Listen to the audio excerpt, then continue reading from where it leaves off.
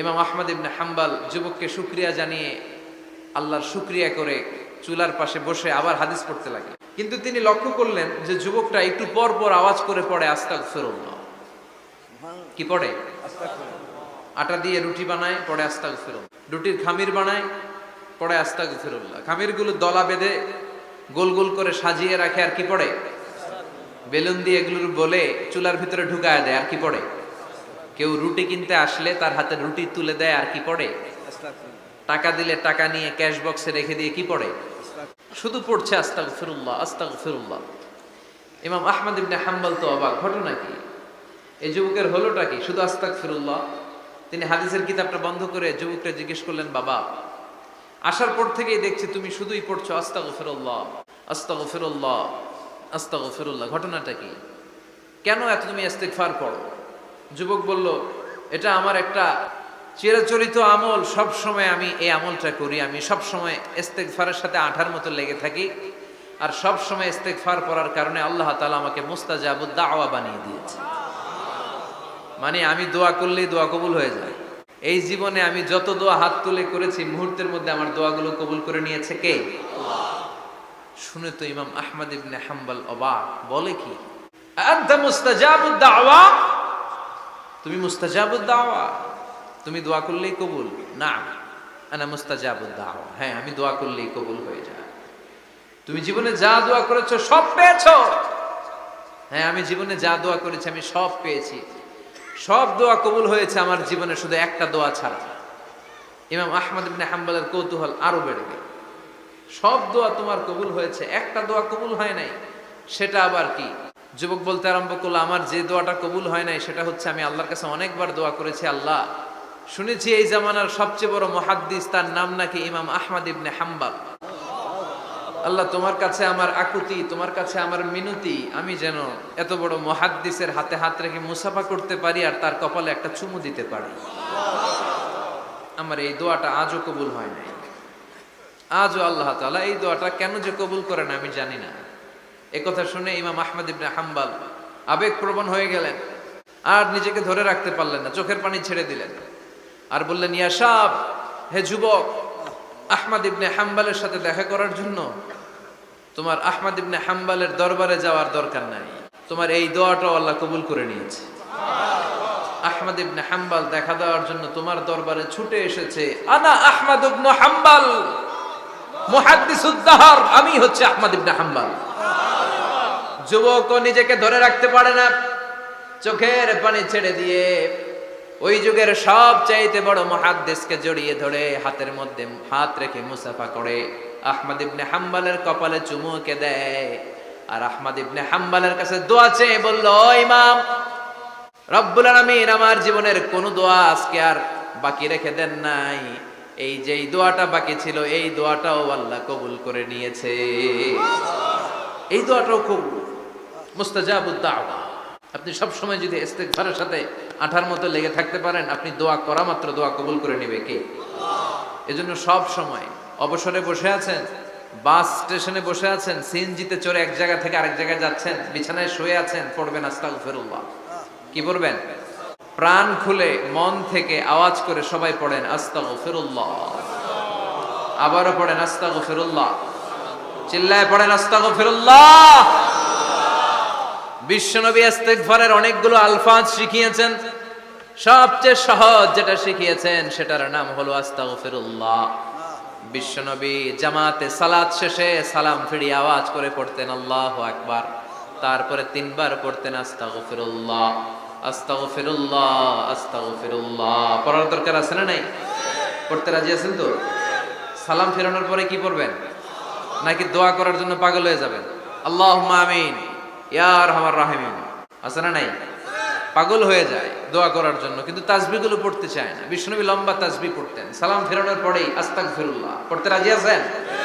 আবার বিশ্বনবী বললেন, যে ব্যক্তি পড়বে আস্তাগফিরুল্লাহ আল্লাযী লা ইলাহা ইল্লা হুয়াল হাইয়ুল কাইয়্যুম ওয়া আতুবু ইলাইহি, যুদ্ধের ময়দান থেকে যদি কেউ পালিয়ে যায় তার কোনো মাফ নাই। এটা অনেক বড় কবিরা গুনাহ, আত-তাওয়াল্লি মিন ইয়াউমিজ যাহফ, যুদ্ধের ময়দান থেকে পালালে ওর কোনো মাফ নাই।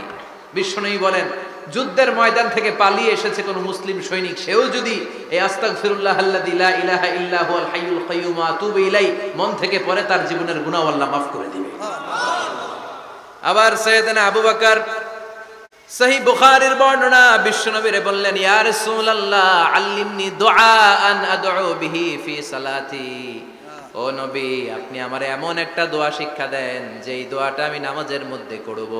বিশ্বনবী বললেন, তুমি নামাজের মধ্যে পড়ো, আল্লাহুম্মা ইন্নী যালামতু নাফসি যুলমান কাসীরা ওয়া লা ইয়াগফিরুয যুনুবা ইল্লা আনতা ফাগফিরলি মাগফিরাতাম মিন ইনদিকা ইন্নাকা আনতাল গফুরুর রহিম। সুবহানাল্লাহ। এটারে আমরা বলি দোয়ায়ে মাসুরা। এটাও একটা ইস্তেগফার, যেখানেই ক্ষমা চাওয়ার কথা আছে ওইটাই ইস্তেগফার। বুঝতে পেরেছেন? আল্লাহুম্মা ইন্নী যালামতু নাফসি, ও আল্লাহ অনেক জুলুম করেছি, যুলমান কাসীরা, জুলুমের শেষ নাই, ওয়ালা ইয়াগফিরুয যুনুবা ইল্লা আনতা, আপনি ছাড়া এই জুলুম আর পাপ ক্ষমা করার কেউ নাই, ফাগফিরলি মাগফিরাতাম মিন ইনদিক, নিজ গুণে আমার গুনাহ ক্ষমা করে দে, ওয়ালা ইয়াগফিরুয যুনুবা ইল্লা আনতা, আপনি ছাড়া গুনাহ ক্ষমা করার দ্বিতীয় কেউ নাই। আমাদের পাপ ক্ষমা করার আর কোনো সত্তা আছে? চিল্লায় বলেন, আছে? আবার বিশ্বনবী বললেন, যত ইস্তেগফার আছে সব ইস্তেগফারের সেরা সর্বশ্রেষ্ঠ ইস্তেগফারের নাম সাইয়্যিদুল ইস্তেগফার। কি নাম? সহিহ বুখারীর বর্ণনা, শাদ্দাদ ইবনে আউস রাদিয়াল্লাহু তাআলা আনহু বর্ণনা করে বলেন, কেউ যদি দিনের বেলা একবার সাইয়্যিদুল ইস্তেগফার পড়ে, ওই দিন যদি লোকটার মৃত্যু হয়ে যায়, মুহূর্তের মধ্যে লোকটারে জান্নাতি ঘোষণা দিয়ে দিবে কে? রাত্রি বেলা যদি কেউ সাইয়্যিদুল ইস্তেগফার একবার পড়ে, ওই রাতে ইন্তেকাল হলে তার জীবনের সব গুনাহ মাফ করে দিয়ে ওই লোকটারেও জান্নাতি করে দিবে কে? দিনে যদি সাইয়্যিদুল ইস্তেগফার একবার পড়েন, ওই দিনে ইন্তেকাল করলে আপনি জান্নাতি। রাতে যদি সাইয়্যিদুল ইস্তেগফার কেউ পড়েন, ওই রাতে ইন্তেকাল হলে আপনি জান্নাতি। এটা সহিহ বুখারীর বর্ণনা। সব ইস্তেগফারের রাজা, শ্রেষ্ঠ ইস্তেগফার। মুখস্থ আছে না? কার কার মুখস্থ আছে? হাত তুলেন। সাইয়্যিদুল ইস্তেগফার মুখস্থ আছে কার? মাশাআল্লাহ, তাবারাকাল্লাহ। এটা আপনাদের বাড়ির কাজ দিলাম।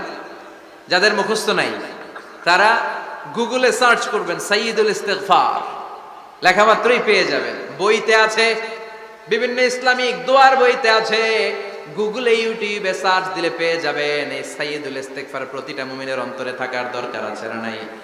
আল্লাহুম্মা আনতা রাব্বি লা ইলাহা ইল্লা আনতা খালাকতানি ওয়া আনা আবদুক ওয়া আনা আলা আহদিকা ওয়া ওয়া'দিকা মাস্তাতা'তু আউযু বিকা মিন শাররি মা সানা'তু আবুউ লাকা বিনি'মাতিকা আলাইয়া ওয়া আবুউ লাকা বিযামবি ফাগফিরলি ফাইন্নাহু লা ইয়াগফিরুয যুনুবা ইল্লা আনতা।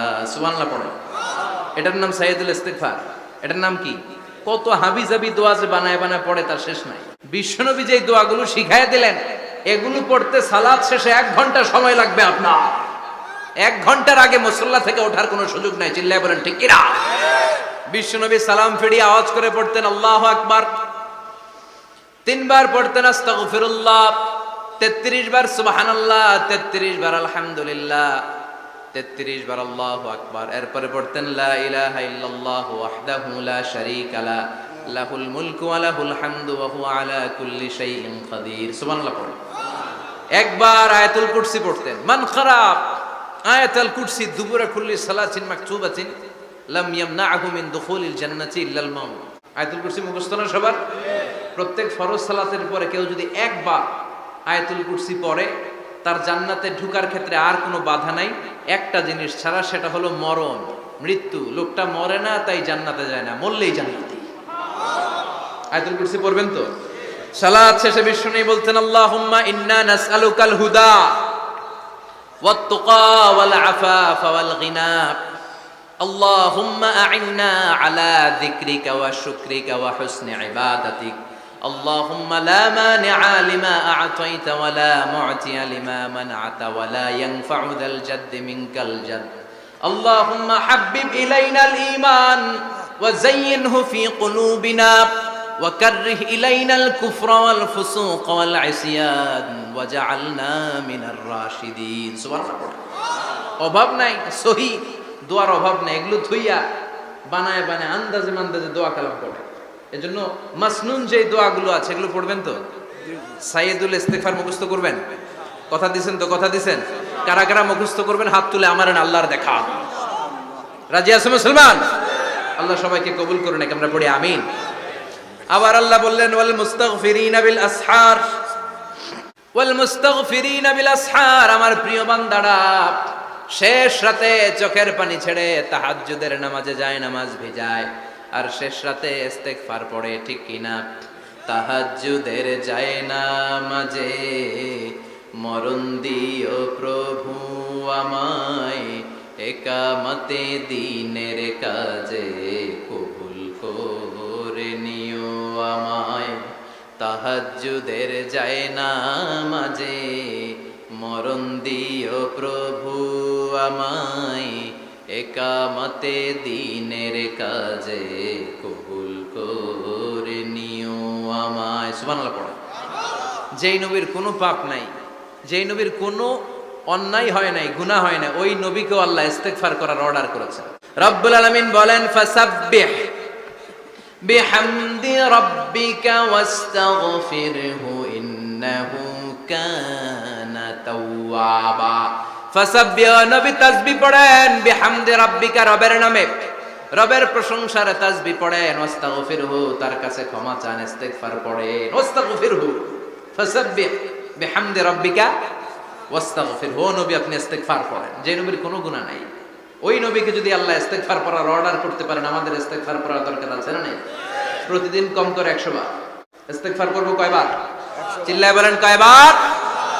আওয়াজ করে সবাই আবার পড়েন আস্তাগফিরুল্লাহ, আর জোরে পড়েন আস্তাগফিরুল্লাহ।